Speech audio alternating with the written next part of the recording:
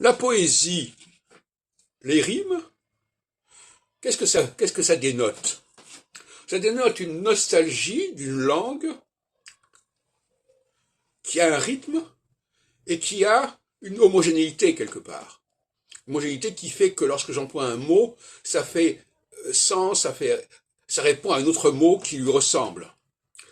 Ce qu'on appelle la morphosémantique d'une certaine manière. À partir de ce moment-là, construire une poésie, c'est donner l'impression de cette cohérence interne à la langue. Mais c'est une impression artificielle. Ce qui est intéressant avec la langue française, c'est qu'on peut faire de la poésie sans faire de la poésie. Parce que la langue elle-même est poétique.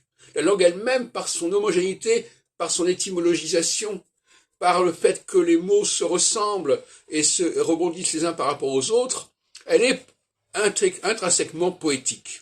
Alors que la langue anglaise, par exemple, ne l'est pas. Elle ne l'est que par le biais des chansons, que par le biais de la poésie. D'ailleurs, le succès, justement, de la chanson anglo-saxonne est la contrepartie,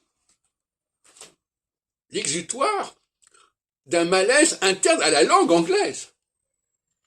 C'est parce que la langue anglaise a un problème de cohérence interne avec ses mots empruntés, ses mots décalés, etc., dont j'ai parlé longuement.